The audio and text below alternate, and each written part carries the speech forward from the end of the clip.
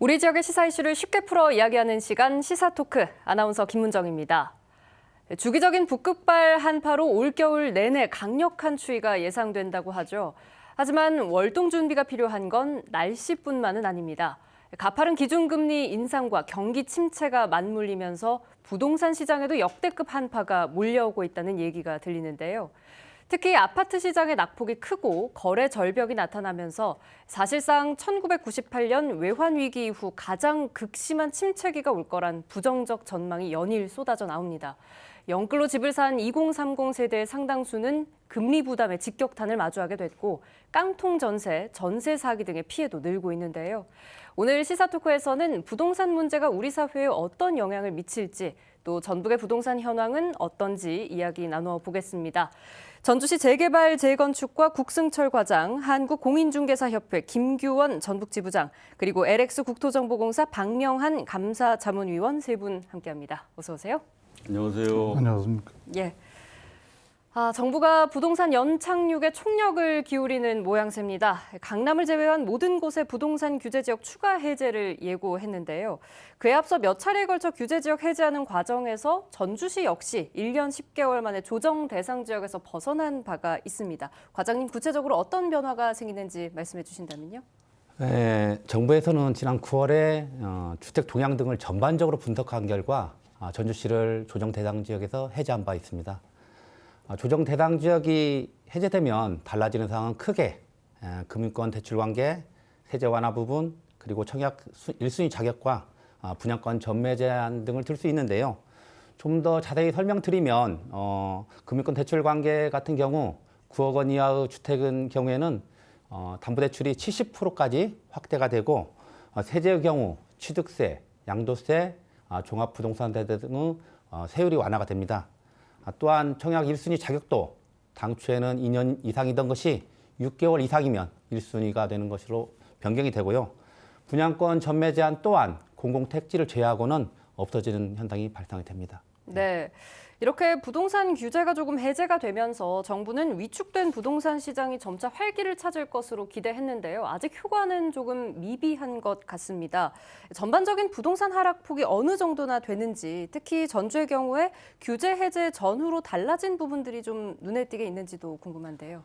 한국부동산원의 발표에 따르면 2021년 9월에 매매 가격 지수 상승률이 최고점을 기록하였으나 이후 상승률이 둔화되기 시작하였고 조정 대상 지역에서 해제된 지난 9월부터는 상승률이 마이너스로 전환되어 우리 시도 주택 가격이 하락을 시작하게 된 것으로 파악이 됩니다.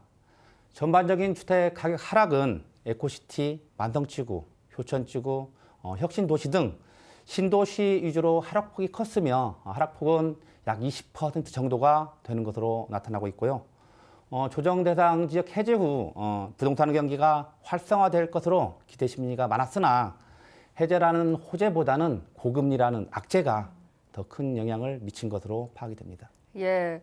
그동안에는 집값이 좀 계속 오르고 전주시가 규제 지역에 속하면서 건설사들도 조금 분양을 미뤄왔다고 하죠. 그런데 이제 규제가 풀려서 조금 회복이 되나 했더니 부동산 경기 위축 현상이 꽤 오래 지속될 것이라는 얘기가 돌면서 신규 분양 시장도 조금 영향을 받을 것으로 보이고 또 이미 진행 중이던 프로젝트라고 하더라도 건설사 차원에서 조금 조절을 할 거라는 얘기가 있던데 위원님 어떻게 전망하시는지요? 네, 저도 시행 건설사 분야 일을 하고 있기 때문에 아주 관심 깊게 지켜보고 있습니다. 걱정이 많습니다. 예. 근데 현 상황에서 결론부터 말씀드리면은 유동성 위기에서 벗어난 건설사들은 휘발유를 들고 불구덩이에 들어가지 않겠다 이런 심정이고, 예. 그런데 자금막 압박을 받고 있는 시행 건설사들은 지금 밀어내기 분양을 할 수밖에 없는 그런 상황입니다. 그래서 내년 상반기까지는 좀 지켜보자라는 생각들을 많이 하고 있고 하반기에 조금 전에 국과장님 말씀하셨지만은 고금리 여파가 좀 가라앉을 때 그때 좀 사업을 시작하는 게 어떻겠느냐 그런 의견들이 많습니다. 예, 대체적으로 조금 관망해보자 이런 의견이 그렇습니다. 우세한 예. 것 같은데요. 지부장님께도 같은 질문 여쭙겠습니다. 어떻게 보시는지요? 건설업체에서 사업 추진은 아무래도 이제 PF 대출이 막히고 그다음에 경기 침체로 인해서 미분양 우려가 있기 때문에 쉽지 않을 거라고 생각을 합니다. 재개발, 재건축 같은 경우에도 낮은 조합원 분양가를 벌충하기 위해서는 일반 분양가를 어느 정도 이렇게 책정을 해야 되는데 그것도 미분양 우려 때문에 쉽지 않을 거라고 생각을 합니다. 예, 과장님 생각은 어떠신가요? 건설사들이 분양을 미뤘던 이유로는 대출 규제와 세제 강화, 분양권 전매 제한 등을 들 수 있을 텐데요. 이제는 조정 대상 지역에서 해제되어 분양의 활기를 띄어야 함에도 그러지 못한 게 현실입니다. 그 이유는 다 아시다시피 금리 인상과 PF 대출 제한, 원자재값 상승 등으로 분양가는 올라가고 있으나 예전처럼 우리 소유자가 분양을 받으면 복권에 당첨됐다는 그런 인식이 사라졌다고 보여지고요. 그래서 지금 현재는 미분양과 미계약 사태가 발생하고 있어서 앞으로 조만간은 부동산 경기가 좀 침체될 것으로 보여집니다. 예. 2년 전 과도하게 올랐던 만큼 전국적으로 하락세도 가파른 부동산 시장, 전북의 상황도 예외는 아닙니다. 관련 보도 영상 보고 난 뒤에 이야기 이어가겠습니다. 올해 9번의 기준금리 인상으로 주택담보대출 금리는 무려 7%를 넘어섰습니다. 이 같은 상황은 전주 지역 아파트값 상승을 주도해온 신도심 아파트 가격의 급락세로 이어지고 있습니다. 국토교통부의 실거래가 공개 시스템에 따르면 최근 거래된 전주 혁신도시의 전용 면적 84제곱미터 아파트의 경우 최고점을 찍은 지난해 12월보다 1억 5천만 원이나 빠졌습니다. 만성지구는 1억 2천만 원, 효천지구는 1억 5천만 원, 에코시티는 1억 4천만 원으로 1년 사이 20%가량이나 떨어졌습니다. 외지인들이 갭 투자를 목적으로 집중적으로 사들인 소형 아파트들도 사정은 마찬가지입니다. 아파트 단지마다 차이는 있지만 3천만 원가량 떨어졌습니다. 그렇지 않아도 매매값과 전세값 차이가 적은 상황에서 집값이 짧은 시간에 급격하게 떨어지면서 이른바 깡통 전세 우려도 나오고 있습니다. 매매가 대비 보증금이 70% 이하로 입주를 해야 되는데 그렇지 않고 90%또 100%를 넘게 입주한 사람들은 지금 조금만 떨어져도 시장에 혼란이 우려가 된다고 생각을 합니다. 이런 상황은 부동산 경매 시장에도 그대로 반영되고 있습니다. 법원 경매 전문업체에 따르면 감정 가격 대비 매각 가격을 나타내는 도내 아파트 경매 낙찰가율은 지난 10월 87.8%로 한 달 전 94.9%보다 7.1%포인트 낮았습니다. 거래 절벽에 수익을 내기가 쉽지 않다 보니 응찰자가 줄면서 낙찰가가 떨어지는 것으로 분석됩니다. 더욱이 내년 초에도 기준금리가 추가로 인상될 가능성이 높아 이 같은 추세는 당분간 지속될 전망입니다. 네, 불과 반년 전에도 저희가 부동산 문제 얘기해 본 적 있습니다만 그때 당시에는 서울 수도권에서 시작된 하락폭에도 불구하고 전북에서는 아파트 가격이 여전히 상승세, 인근 지역 풍선 효과도 계속되던 상황이었죠. 지부장님, 현재 거래 현황은 어떻습니까? 전주시가 조정구역 해제가 9월 26일 날 시행이 되고 나서 한 3달 정도 흘렀는데요. 원래 연말인 12월에는 입학이다, 취업이다, 전직이다 해서 가장 부동산 거래가 활발한 때입니다. 그런데 지금은 어떤 금리 인상, 경기 침체, 그다음에 앞으로 더 떨어질 거라는 그런 심리 때문에 거래가 거의 없는 거래 절벽인 상태입니다. 소형 아파트도 마찬가지고요.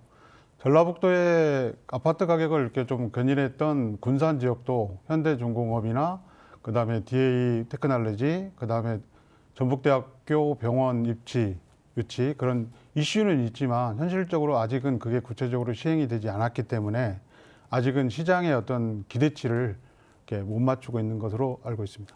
예.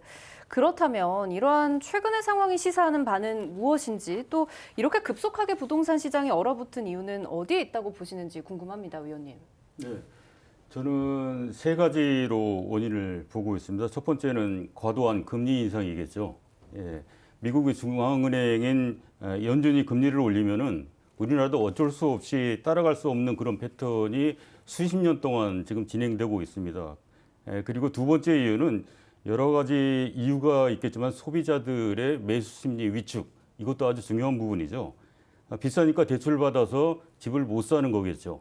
그리고 마지막으로 세 번째는 이 두 가지 이유로 시행 시공사들이 공급을 미루는 겁니다.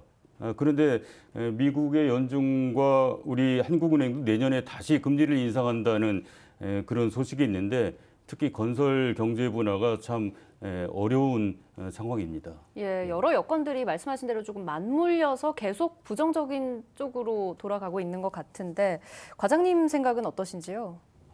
전주시가 조정 대상 지역으로 지정됐던 2020년 12월 당시에는 초저금리와 풍부한 유동성, 전세가율 상승 등으로 주택 매수 심리가 확산되고 외지인과 다주택자의 거래 비율이 증가하는 등 과열 현상이 나타났던 것이 사실입니다. 하지만 지난 8월부터 한국은행이 기준금리를 계속 인상하여 0.5%였던 기준금리가 3.25%까지 급격히 올랐고 이에 따라 투자자들의 매수세가 위축되며 시장에 유입되는 자금이 감소한 것이 부동산 시장에 영향을 끼친 가장 큰 원인이라고 생각이 됩니다. 예, 그 집장님께서도 잠깐 간단하게 말씀을 해주셨지만 같은 질문 다시 한번 여쭙겠습니다. 일단은 급속하게 얼어붙은 이유는 물가를 잡기 위해서 지속적인 금리 인상, 그로 인한 경기 침체, 그리고 앞으로 이렇게 정부에서 긴축 재정으로 인해서 더 이렇게 가격이 떨어질 것이라는 그런 심리 때문에 급속하게 얼어붙었는데요.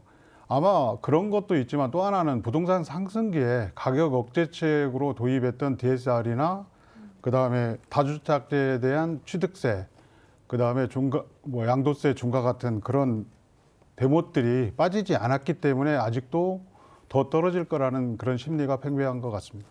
예, 국제통화기금 IMF마저도 한국 부동산 시장 하락세 이제 시작일 뿐이다 이런 예측을 내놨고요. 또 코로나 기간 동안 크게 오른 집값이 사실상 거품이라 그게 빠지는 기간이 지금이다라는 진단도 있는 것 같은데 그럼 여기서 사실 궁금해지는 부분이 위원님, 이 수도권이나 서울 지역의 하락세가 가장 먼저 시작이 됐고요. 그다음에 뭐 세종이나 지방 광역시들이 점차 하락세를 보였다면 당연히 이게 지방에까지 이어지리라는 예측을 좀 하지 않았을까 싶거든요. 어떻게 보시는 건지요? 우리가 미래는 신의 영역이다라고 얘기를 하는데 그 부분을 거역하고 싶지는 않습니다. 하지만 예. 저희들의 경험 그리고 통계치를 가지고 좀 말씀드리고 싶습니다. 내년 4분의 1, 4분기까지는 하락세가 좀 지속될 거라고 생각이 되고요.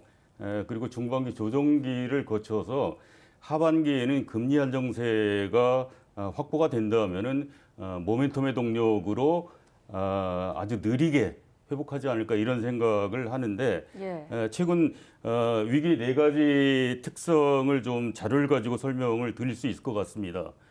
지금 공급자 입장에서는 PF 대출, 집단 대출 미분양 그리고 물량이 한 중요한 부분인데 PF 대출이 며칠 전에 한국은행에서 발표했죠. 부실 PF 대출 규모가 17조 원 정도 된다고 합니다. 그래서 그런 부분들이 상당히 어려운 상황이고 수요자 입장에서는 가격 하락과 거래 감소 그리고 역전세 그리고 월세가 많이 올라가고 있는데 이런 부분들이 요인이 되지 않을까 이렇게 생각을 하고 있습니다. 예, 두 분께도 여쭙겠습니다. 내년 부동산 시장 이제 얼마 남지 않았습니다만 어떻게 전망하시는지 들어보고 싶은데요. 과장님 얘기해 주신다면요. 금리는 주택 가격에 가장 큰 영향을 미치는 요소입니다. 그 중에서도 금리 인상 속도가 매우 중요한데요. 올해 들어 한국은행은 역사상 처음으로 6회 연속 기준금리를 인상했고 최근에 국제 정세 및 물가 상승세 등을 볼 때 금리 인상 종착점이 어딘지 섣불리 예단할 수 없다는 점 때문에 주택 매수 심리는 당분간 위축될 수밖에 없다. 그렇게 생각이 됩니다. 예, 그러니까 이 고금리 기조부터 잡지 못하면 사실 부동산 한파가 지속될 수밖에 없다 이런 생각을 조금 갖고 네네네. 계신 걸로 예. 제가 이해를 했습니다만 지부장님께서는 어떻게 생각하시는지요? 집값의 하락세가 언제 멈출 것인가, 언제 최저점이 될 것인가, 거기에 대해서 이렇게 많은 논란이 있는데요. 제 생각에는 금리가 좀 안정이 되고, 그 다음에 전세가가 안정이 될 때 그 하락세가 멈추리라고 생각을 합니다. 현재는 뭐 금매도 아닌 급금에만 팔리고, 그 다음에 그 연간 거래 건수도 50만 건 이하로 올해가 최저고, 그 다음에 11월에 월간 그 최대 하락폭이 마이너스 2.02%로 지금까지 최대의 낙폭을 기록하고 있습니다. 그래서 향후 2023년도에는 아마 될 거는 같은데 아마 그때 금리가 안정되고 그다음에 전세 가격이 안정될 때 정도 해서 하락의 저점을 찍지 않나 그런 생각을 해봅니다. 예. 이런 상황에서 나오는 또 하나의 문제가 있습니다. 바로 깡통 전세 문제인데요. 얼마 전 빌라왕 사망 사건을 계기로 많은 분들이 알고 계시리라는 생각은 듭니다. 집값과 전세값이 동시에 하락하면서 갭 투자를 했던 집주인이 임차인에게 보증금을 돌려주지 못하는 사례들이 점차 늘고 있는 건데요.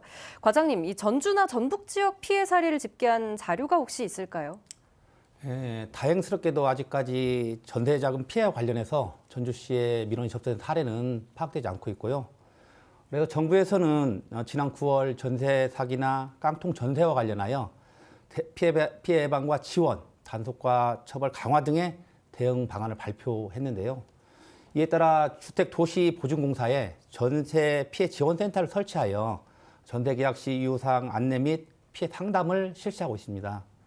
아울러 보증금 미반화로 인한 피해를 방지하기 위해서는 계약 전에 보증금이 주택 시세가 너무 과도하지 않은지, 그러면 압류나 저당권 설정이 되어 있지 않은지 등을 꼼꼼히 판단해서 계약을 해야 되겠고요. 계약 체결 후에는 전세권 설정 및 보증 해달을 통해 전세금을 돌려받을 수 있는 전세 보증보험을 가입하여 재량권을 보호할 수 있는 안전장치를 마련하는 것이 효과적이라고 생각이 됩니다. 예, 이렇게 행정적인 구제 방안과 법적으로 이제 구매자가 미리 좀 해놓을 수 있는 그런 제도들을 좀 말씀을 해주셨는데요. 이런 우려 때문에 사실은 지부장님 이제 현재 입장으로서는 최근에 월세를 찾는 분들이 많이 늘었다 이렇게 제가 알고 있거든요. 현장에서 이런 변화들 좀 실감하고 계신지요? 매매가가 떨어지니까 자동적으로 이렇게 전세가도 떨어집니다. 근데 또 전세자금 대출 이자가 또 너무 비싸다 보니까 깡통 전세 위험도 있고 그러거든요. 그래서 되려 전세로 사는 것보다는 월세로 사는 게 더 안전하다는 그 심리가 이렇게 팽배해진 것 같고요. 최근에 한 3개월 전부터는 그런 월세 가격도 좀 하락하는 추세에 있는 실정입니다.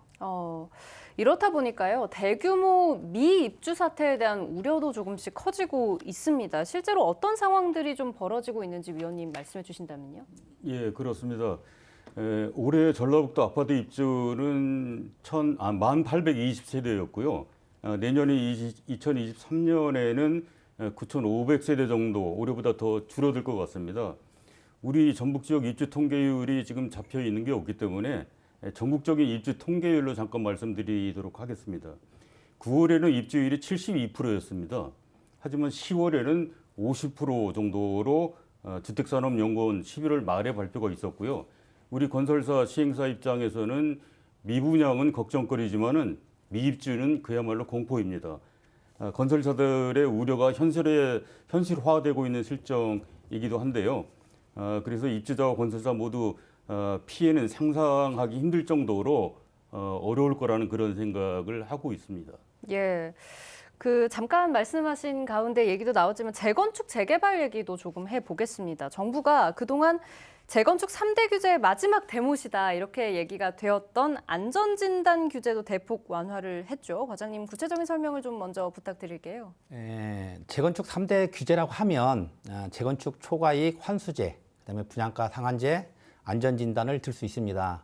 그동안 정부에서는 재건축 초과이익 환수제나 분양가 상한제의 경우 일부 완화한 것도 있고 완화가 진행되고도 있습니다. 국토부는 지난 12월 8일자로 재건축 안전진단 합리화 방안을 발표했는데요. 재건축 안전진단은 구조 안전성 등 4가지 분야를 평가하여 최종 점수를 가지고 재건축과 조건부 재건축, 유지보수 등으로 단계별로 판정을 하고 있고요. 이런 평가 기준을 개선하여 안전진단 기준을 보다 현실화하겠다는 취지로서 세부 내용을 말씀드리면 구조 안전성 등 평가 항목별 가중치를 주민들이 실제 겪고 있는 주거 환경과 설비 노후도에 배점을 더 주는 방향으로 개선하였으며, 두 번째로는 안전진단 평가 기준이 현행 30점 이하면 재건축이었던 것을 45점 이하가 나와도 재건축할 수 있도록 완화를 하였으며, 세 번째로 현행 민간 안전 전문 기관이 수행한 결과를 조건부 재건축인 경우 의무적으로 공공기관의 적정성 검토를 받아야 했던 것을 이제는 지자체가 판단하여 선택적으로 적정성 검토를 받게 됨으로 해서 그에 따른 비용과 기간을 단축해서 재건축 사업이 속도감 있게 추진될 수 있도록 규제가 대폭 완화되었다고 볼 수 있습니다. 예, 조금 정리를 해보자면 현실적으로 실거주자들이 생각하는 주거 환경을 바탕으로 좀 생각을 하는 부분이 있고 그래서 규제 완화를 함으로써 재건축 재개발의 가능성이 좀 보다 이전에 비해서 많이 열렸다는 것으로 들리는데요. 이런 소식이 그렇다면 과연 전주에도 호재인지 또 앞으로 전주 지역의 재건축 사업들은 어떻게 진행될 예정인지 말씀해 주신다면요. 전주시가 조정 대상 지역에서 해제됨으로 해서 재개발, 재건축 단지의 호재로 작용하는 부분은 금융권 대출과 취득세, 양도세 등 세제 혜택이 있겠는데 제일 큰 호재로 생각되는 부분이 사실은 분양권 전매 제한을 들 수 있습니다. 또한 재건축 단지에서는 종전에 조정 대상일 경우에 한 조합원이 여러 채의 주택을 소유하고 있어도 분양권을 하나만 받을 수 있었는데 조정 대상 지역이 해제가 되면은 여러 개의 주택을 소유한 사람이 여러 채의 분양권을 받을 수 있도록 그런 것이 달라지는 거고요. 전주시의 재건축 단지는 현재 14개 단지가 지정되어 있습니다. 그중 4개 단지는 사업이 완료되었으며 효자중 3단지 등 5개 단지는 현재 조합 설립 인가를 득하고 재건축을 활발히 추진하고 있으며 나머지 5개 단지는 관망하면서 재건축을 추진하고 있는 것으로 판명이 됩니다. 네, 이와 관련해서 두 분께도 같은 질문을 좀 여쭤보고 싶은데 이런 부분들이 전주 지역 혹은 전주를 포함한 이제 전북 지역에 어떻게 다가올지에 대해서 조금 말씀을 해주실 수 있을까요? 먼저 네, 회장님부터 말씀해 주신다면요. 제 생각에는 향후 부동산 시장이 침체로 이렇게 계속 가지만 어느 때가 되면 이렇게 반등을 할 겁니다. 2008년도에 금융위기 때 집값이 많이 다운됐을 때 그걸 죽은 부동산 시장을 살리기 위해서 2012년도에 50대책, 90대책 해가지고 부동산 안정, 활성화 대책을 썼는데요. 제가 봤을 때는 그 규제 완화 그런 것들을 약간 닥쳐서 이렇게 찔끔찔끔 하는 것보다는 제가 봤을 때는 죽은 시장을 살리기가 더 힘드니까 선제적으로 과감히 좀 풀어야 되지 않냐 그런 생각을 합니다. 예, 위원님께서는 어떻게 생각하시는지요? 예, 뭐 법규 제정이나 규제 완화는 우리 지방 정부에서 해야 될 일이 아니죠. 중앙 정부에서 결정할 일인데 조금 전에 국과장님 말씀하셨지만은 지금 같은 상황에서는 도시 정비 사업이 그나마 활성화될 수 있다. 재개발, 재건축 그리고 지역 주택 조합 이렇게 이런 사업장들이 지금 그나마 모델하우스를 열고 오픈을 하고 있는 상황인데 그 부분도 이제 피부 대출 우려가 많아지는 상황에서 건설사의 어떤 자금 능력이나 이런 부분들을 잘 파악을 한 다음에 소비자들이 선택을 해야 될 필요성이 있습니다. 예.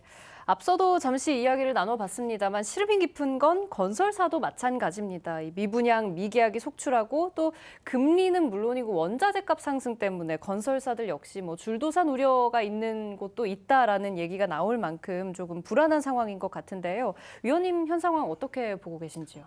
네, 걱정이 많습니다. 지금 같은 상황이 역전이 되지 않는다고 하면은 역대급으로 엄청난 고난의 시기가 올 것 같다는 생각이 듭니다. 말씀하셨지만은 원자재값 인상이 30% 정도 지금 인상이 됐고 또 앞으로도 인상 요인이 있다라고 지금 얘기를 하고 있고요. 줄도산이라고 표현을 하셨는데 우리 전북 지역에서도 유력한 건설사가 공사를 하고 시공비를 받지 못해서 300억 정도 지금 자금 압박을 받고 있다라는 얘기를 들었고요. 그리고 군산 지역에서는 인허가까지 완료된 8개 사업장이 지금 공급을 미루고 분양을 못하고 있는 그런 실정입니다. 최근 분양하고 있는 사업장들은 미분양으로 인한 그 할인 분양을 다시 지금 걱정하고 있는 그런 상황이기도 합니다. 예. 이렇게 지역 건설사들의 조금 존폐 여부가 달렸다라고까지 말을 해볼 수 있을 것 같은데요. 생각한 것보다 위원님께서 말씀해 주신 부분들이 상황이 조금 더 심각하구나 이렇게 제가 맞습니다. 느껴집니다. 예. 그런 만큼 행정에서도 사실 이 부분 좀 주의 깊게 살피고 계실 것 같은데 현재 지역 건설사들의 상황이 어떤지 또 정부나 행정부처 차원에서 어떤 대안을 조금 내놔야 할지 이런 부분들 얘기 들어보고 싶습니다. 우리 시도 올해 135세대의 미분양 주택이 발생을 했습니다. 그런 걸 볼 때 지역 건설사도 위기 상황인 것이 사실입니다. 지역 건설사들의 상황을 볼 때 도급순위 100위 안에 드는 대형 건설사들은 시공계약 물량이 전년도 대비 30% 정도 감소했다고들 합니다. 그 외 중소건설사들은 재정 여건이나 인력 수급난 등으로 더욱더 어려운 상황에 처해 있고요. 이러한 원인은 잘 아시다시피 금리 인상과 원자재값 상승, 금융권의 PF 대출 규제와 더불어 지난 1월 27일 시행한 중대재해처벌법으로 인하여 현장에서 총괄 책임자인 현장 대리인이나 안전관리자를 그런 기술자들을 선임하기가 굉장히 어려운 게 현실에 와 있고요. 이에 정부에서도 주택시장 안정화를 꾀하고 건설업계 긴장감을 해소하고자 지난 23일 비당 거시경제 금융회의를 열고 채권안정펀드 20조 원, 정책금융기관 채권 매입에 16조 원, 증권사지원금 3조 원 등 50조 원 이상의 자금을 풀어 유동성 공급에 나서기로 했으며 부동산 시장 규제 완화도 신중하게 검토하고 있는 것으로 파악되고 있습니다. 예. 제가 이런 말을 사실 단어로서 내뱉고 싶지 않습니다만 지역 건설사들이 만약에 정말 상황이 어려워져서 도산을 하게 된다면 그 건설사의 원청은 물론이고 하청업체 문제까지 굉장히 복잡해질 것 같거든요. 지역 일자리 문제로도 이게 이어질 수 있는 상황이지 않을까 하는 생각에 위원님께 다시 한번 이거를 거시적으로 어떻게 보고 계신지 한번 전문적인 자문을 조금 구하고 싶습니다만. 네. 우리 전국적으로 건설업 종사자가 165만 명입니다. 거기에 이제 가구업체, 가전업체, 관련된 업체까지 하면은 약 300만 명이 건설 경기에 따라서 직업을 잃느냐, 또 계속 영위하느냐 이렇게 지금 할 수 있는데 한마디로 현재 상황에서는 건설업계에서는 백약이 무효이고 그리고 원발의 오줌 누기다 이런 표현들을 하고 있습니다. 예. 그래서 앞서 말씀드렸지만은 유동성 위기를 어떻게 잘 극복할 것인가에 대해서 진짜 심각한 고민들을 하고 있는데 우리 지방 정부에서 아까 국과장님 말씀하셨지만은 여러 가지 선제적 조치들이 좀 필요하지 않나 이런 생각들을 합니다. 인허가가 진행되고 있는 사업장들은 좀 더 속도감 있게 인허가 진행을 좀 해주시고 그리고 여러 가지 금융 지원 부분은 한계가 있겠지만은 그런 부분도 좀 찾아서 좀 권장하는 그런 선제적 조치들이 필요하지 않을까 이렇게 생각합니다. 예. 한때는 집값이 천정부지로 치솟아서 또 이제 집값은 내렸지만 고금리 때문에 내 집 마련을 꿈꾸지 못하는 무주택자들에게는 그 어느 때보다 사실 힘든 시간의 연속일 것 같습니다. 그래서 지부장님, 물론 개개인의 사정이 조금 다를 수는 있겠지만 만약에 실거주자의 입장이라면 현재로서 어떤 결정 내리는 게 현명할까요? 이 전북 부동산 문제와 관련해서. 예. 집값이 바닥을 찍었을 때는 이미 좋은 물건은 다 팔리고 또 매물이 또 잠김 현상이 생깁니다. 그래서 지금 같은 하강기에 어떻게 보면 발품과 전략을 잘 짜면 좋은 물건을 쉽게 살 수 있는 기회라고도 생각을 합니다. 그래서 내가 만약에 실수요자라고 생각하면 내가 사고 싶은 몇 개 단지를 찍어놓고 거기서 그 시장 추이를 봐가면서 급매라고 나오는 물건을 사는 게 좋은 것 같고요. 그렇지 않으면 경매를 이용하는 것도 괜찮고, 그리고 무주택자나 신혼부부 같은 경우에는 청약의 기회를 한번 잡아보는 것도 좋은 방법이라 생각합니다. 예. 거래량이 이렇게 반으로 뚝 줄어드니까 정부가 내년에는 다주택자의 손을 내밀기로 했습니다.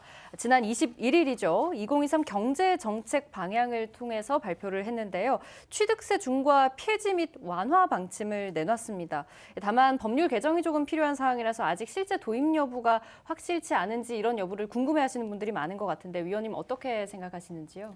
예, 집값 상승을 부추기는 요인들이 몇 가지가 있습니다. 그런 것들은 우리가 부동산 주기를 얘기할 때 상승과 하락 이런 주기가 7, 8년 주기로 이렇게 온다고 합니다. 근데 이제 집값 상승 요인을 살펴보면 전주시 같은 경우에 아까 우리 국과장님 말씀하셨지만은 효천지구 에코시티 이런 부분에서 상당히 외지인 투자가 많이 있었고 그 외지인 투자를 나중에 이제 우리 전주시에서 경찰과 합동 조사를 통해서 1000여 건을 적발을 했습니다. 그래서 외지인들이 집값을 올려놓고 그리고 우리 지역 주민들이 막차를 타는 그런 경향들이 나타났는데 그런 부분들이 좀 걱정이고요. 군산 지역 같은 경우에는 제가 시행 업무, 건설 업무를 하다 보니까 부동산 관련해서 좀 조사를 해봤더니 여러분 잘 아시는 음파 호수공원 주변에 지곡동이라는 데가 있는데 그 부분의 토지 대장을 띄워봤더니 약 2년 전에 평당 200만 원 정도 기획부동산들이 수만 평을 쪼개기 매입을 했습니다. 그래서 요즘에 거래되는 거는 우리 지역에서 평당 400만 원으로 지금 매입을 하고 있는 실정이기 때문에 우리 전라북도 부동산 시장을 외주인들이 들어와서 상당히 왜곡시키고 있다. 이런 부분에 대해서 우리가 좀 행정에서도 좀 주의 깊게 봐야 되지 않나 이런 생각이 듭니다. 예, 그렇다면 여기서 한 가지 더 여쭙고 싶은 게 사실 이 취득세 중과 폐지 및 완화뿐만 아니라 전매 제한이나 실거주 의무까지 풀어줄 예정이라는 얘기도 계속해서 나오고 있는 실정이거든요. 그렇다면 전북 지역 특히나 아까 말씀하셨던 군산의 경우 같이 그렇게 외지인의 투자로 인해서 이미 왜곡되어 있지만 앞으로도 조금 그럴 가능성이 농후할지에 대해서도 좀 여쭙고 싶은데요. 물론 있죠. 그 외지인들 주소를 봤더니 수도권을 포함해서 대전, 대구 쪽에서도 많이 토지를 매입을 하고 빠져나가는 그런 상황인데 그런 부분들은 우리 행정에서 아까도 말씀드렸지만은 선제적으로 좀 방지할 수 있는 방안이 무엇인가 이런 부분들에 대해서 좀 고민을 해줘야 될 때가 아닌가 이런 생각이 듭니다. 예, 지부장님께도 질문 하나 여쭙겠습니다. 사실 예전에는 말씀하신 대로 이제 서울이나 수도권 지역에 거주하시는 분들이 지역으로 내려와서 왜 우리가 임장한다고 하잖아요. 그런 경우들이 굉장히 많았는데 현재로서는 어떻습니까? 지금은 금리 인상으로 해서 추가 상승의 여력이 없고 원래 이제 그 공시지가로 해서 그 1억 원 이하짜리만 취득세 중과가 안 되기 때문에 그런 것을 이렇게 외지인들이 많이 사러 왔는데 지금은 이제 그런 것들이 보통 시세가 1억 6천에서 8천에서 한 2, 3천씩 떨어져 가지고 1억 5천에서 한 6천으로 이렇게 떨어졌기 때문에 그 가격 상승의 여지가 없기 때문에 외지인의 그 소형 아파트 투기 그런 염려는 사라졌다고 생각합니다. 그렇다면 이 전북 지역 내에서 취득세 중과가 폐지되거나 완화되는 방침에 따라서 어떤 영향을 받거나 그런 부분들에는 어떤 것들이 있을까요? 21일 날 다주택자의 취득세 중과를 50% 감면해 준다라는 그런 발표가 있었는데요. 아까 우리 과장님께서 말씀하신 것처럼 안전진단 평가 완화가 그 효과가 미미하고 언발의 오줌 누기식으로 효과가 미미했다라는 것처럼 아마 그런 효과는 그렇게 크지 않을 거라 생각을 하고요. 제가 봤을 때는 DSR이나 다주택자에 대한 취득세, 그 다음에 양도세 중과를 과감히 완화할 필요가 있습니다. 그리고 재건축 단지의 그 대못이라고 할 수 있는 세계를 찔끔찔끔 이렇게 푸는 게 아니라 과감히 선제적으로 풀어야만이 시장을 살릴 수 있다라고 생각을 합니다. 지금 조정구역이 해제되고 나서 3개월이 지났는데도 그 하락폭이 계속해서 이어지고 거래 절벽은 계속대로 이어지거든요. 그래서 제가 봤을 때는 죽은 시장 살리기가 더 힘들기 때문에 선제적으로 이러한 조치들을 과감히 풀어야만이 부동산 시장이 다시 거래가 이렇게 활발히 이루어지고 살아나리라 생각합니다. 예. 지금 그러니까 지부장님께서는 규제를 사실 크게 완화할 필요성이 있다라고 보신 것 같은데요. 과장님 이에 대해서는 어떻게 생각하십니까? 그 건설업계에서는 미분양 주택을 매입할 시 취득세를 감면하고 1주택자가 미분양 아파트를 사들이면 다주택자에서 제외해 양도소득세를 중과하지 않는 방안도 거론되고 있습니다. 과거에도 침체된 건설 경기 활성화를 위해서 미분양 공동주택을 구입해 이 주택자가 되더라도 예외로 인정한 사례가 있어 다소 효과가 있을 것으로 보이나 부동산 경기 침체가 이미 본격화된 데다 주택담보대출 금리가 7%까지 치솟으면서 집을 사겠다는 심리적 수요가 살아나지 않는 이상 세제화와 함께 추가적인 대책이 필요할 것으로 그렇게 생각이 됩니다. 예. 저도 뭐 같은 생각인데요. 지금 규제 완화를 윤석열 정부에서 며칠 전에 대대적으로 발표를 했습니다. 근데 핵심 요인을 보면은 다주택자에게 세제 혜택을 줘서 무주택자를 유인한다. 이렇게 지금 요약할 수가 있는데 저는 그건 아니라고 봅니다. 우리 무주택자들이 집을 많이 살 수 있도록 그런 금리나 그런 환경들을 조성해 줘야 되는데 다주택자들에게 지금 모든 혜택들이 들어가는 그런 시그널을 보내고 있거든요.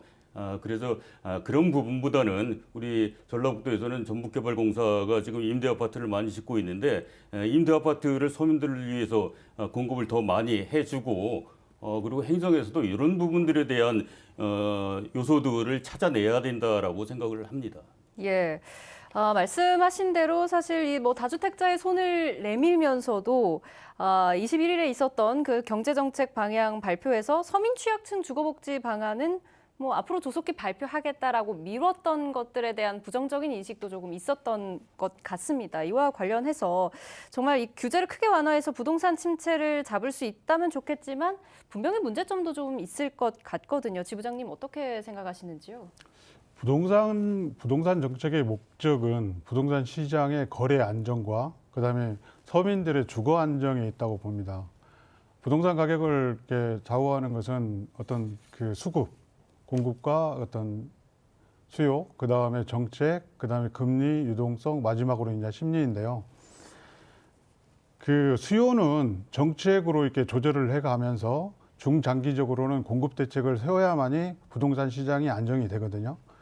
근데 전주시 같은 경우에는 제가 이게 통계를 보면은 다른 시도에 비해서 집값이 그래도 하락폭이 가장 낮은 지역 중에 하나입니다. 물론 군산 지역의 어떤 그런 것도 있지만 전주시는 예전에도 그랬지만 최근에도 앞으로도 양질의 그 아파트 공급 예정이 없습니다. 그러다 보니까 이 하락기가 끝나고 나면 다른 지역보다는 빠르게 V자 반등이나 U자 반등을 할 가능성이 충분히 있다라고 생각을 합니다. 그래서 입지 좋은 곳에 공동주택 택지를 마련하는 그런 작업을 하지 않으면 안 된다고 생각합니다.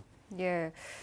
다른 얘기도 조금 해보죠. 금리 인상에 타격을 받는 2030 젊은 세대에 대한 우려도 나옵니다. 개인의 선택이었으니 책임 역시 개인이 져야 한다. 아니다. 방치하면 이게 곧 사회 문제가 아니냐. 이렇게 의견이 조금 분분한 것 같은데요. 과장님 어떻게 보시는지요? 2030 세대들이 2017년을 기점으로 해서 지속적으로 집값이 상승하자 이때가 아니면 평생 집을 마련하지 못하겠다는 마음에 담보대출, 신용대출 모든 가능한 대출을 끌어안고 주택을 매수한 사례가 많았습니다. 그러나 현 시점에서 보면 금리 인상과 집값 하락으로 인하여 2030 세대들이 많은 어려움을 겪고 있는데요. 이런 부분이 사실은 개인의 문제라고 볼 수도 있지만 이런 상황을 오래 방치하다 보면 국가적인 문제라고 생각이 됩니다. 그래서 국가가 2030 세대들에 대한 지원 정책을 펴나가지 않나 그런 생각을 하고 있고요. 예를 들면 지원 정책으로 보면 주택담보대출을 변동금리에서 적정하게 고정금리로 전환해주는 방법이나 아니면 우리 2030 세대들의 이자 부담을 좀 완화해주는 방안 그런 걸 좀 실행했으면 좋겠고 그럼에도 불구하고 이게 실효가 없다면 저는 정부에서 2030 세대들의 주택을 적정한 가격에 매입해서 우리 저소득층들에게 임대하는 방안도 고려해보면 좋지 않을까 그런 생각을 하고 있고요. 최근에 우리 청년재단에서 2030 세대들에게 설문조사를 한 게 있는데 그 설문조사 결과 우리 청년들은 국가가 무조건적인 지원 방안도 좋지만 우리 중학교, 고등학교 때부터 금융교육이나 경제교육을 같이 시켜주면 바람직하겠다 그런 의견들도 많이 나오고 있습니다.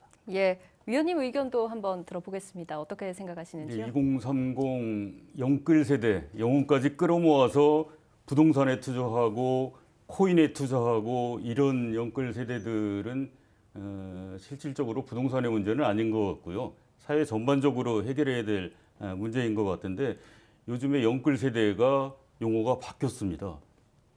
영끌 푸어라고 합니다. 아, 영끌 푸어. 예. 집 있는 거지.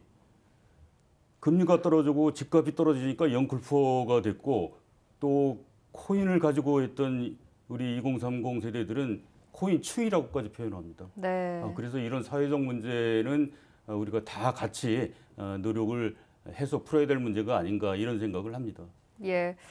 환금성이 조금 낮고 또 자본이 많이 투입되는 부동산이기에 하락장이 유독 오래 갈 거라는 전망이 조금은 암울하게만 느껴지기도 하는데요. 안정적인 주택 공급 그리고 서민들의 내 집 마련을 위해서 어떠한 노력을 우리가 더 기울여야 할지 마지막 발언으로 세 분 말씀 듣도록 하겠습니다. 먼저 지부장님 해주시죠. 저는 좀 특이한 건데요.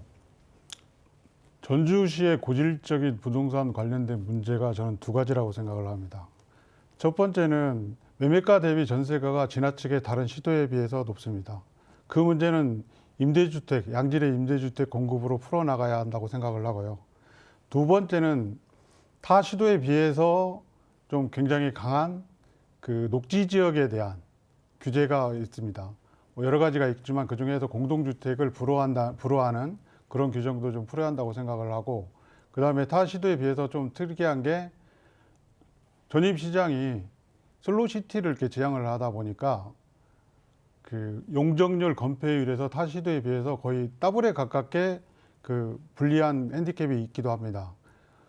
높은 가격에 땅을 사서 건물을 지어서 팔아야 되는데 그 건물의 높이가 올라가지를 못하니까 수익성이 없으니까 원도심이 개발이 안 되는 그런 경향이 있거든요. 그리고 또 상업지역 같은 경우에 용적률 같은 경우에도 좀 과감히 좀 현실화시켜서 형평성에 맞게끔 풀 필요가 있다라고 생각을 합니다. 예, 과장님도 마지막 말씀 해주시죠. 예, 현재 같은 건설 경기 불황은 금리가 종전 수준으로 낮아지면 어느 정도 회복될 거라고 생각되고요. 고금리 등으로 어려움을 겪고 있는 이 시기가 지나가면 시민들의 욕구에 걸맞는 주택 공급이 다시 이루어져야 할 것으로 보여집니다. 그래서 전주시에서는 재개발, 재건축 등 정비 사업이나 신규 아파트 공급에 따른 행정 처리를 신속하게 해줄 수 있도록 우범기 시장 체제에서 시장 직속으로 재개발, 재건축화를 신설하였으며 특히 건축, 교통, 경관, 도시계획 등 각 분야별 심의를 각각 하던 것을 이제는 통합하여 한 번에 심의함으로써 인허기간을 대폭 단축시켰으며 요즘 특히 재개발 예정 지역에서 건물 쪼개기 등으로 분양받을 권리를 갖기 위하여 외부 투기 세력이 많습니다. 그런 부분을 근절하기 위해서 우리 전주시에서는 분양받을 권리 산정 기준일을 고시하고 있고요. 그다음에 법적으로 미흡한 부분에 대해서는 중앙정부의 법령 제도 개선을 건의를 통해서 기존 조합원들의 피해를 예방하고자 노력하고 있으며 마지막으로 우리 분양가, 아파트 분양가 심사 시 분양자와 피분양자가 모두가 만족할 수 있도록 적정한 분양가 책정을 위해서도 노력하고 있다는 말씀을 드립니다. 예, 위원님 해주시죠. 네, 우리 건설 시행 분야는 내년에 상당히 조정기를 거쳐서 폐업하는 업체도 있을 거고 또 기회를 위기로 삼아서 더 발전하는 업체도 있을 거라고 생각이 듭니다. 중앙정부에서 규제를 풀면서 연착륙을 지금 시도를 하고 있는데 당연히 그렇게 됐으면 고맙겠지만은 지금 여러 가지 환경에서 쉽지는 않을 것이다라고 생각합니다.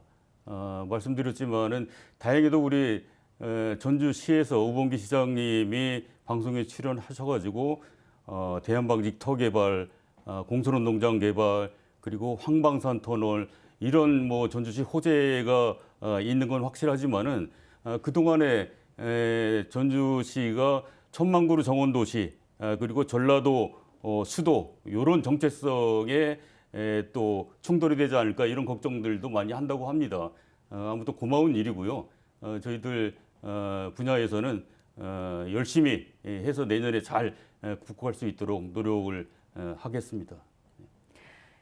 예, 국민 10명 중 9명은 내 집이 있어야 한다. 이렇게 응답하는 시대지만 우리나라의 전반적인 경제 지표가 곳곳에서 경고등을 울리고 있는 지금 많은 이들에게 내 집 마련의 길은 멀고도 험해 보입니다.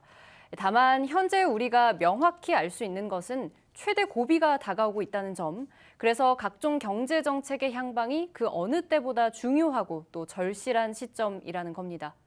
부디 어둠 속에서 빛을 발견해낼 수 있도록 끝까지 관심 깊게 지켜봐야겠습니다. 오늘 시사토크 여기서 마칩니다. 함께해 주신 여러분 고맙습니다.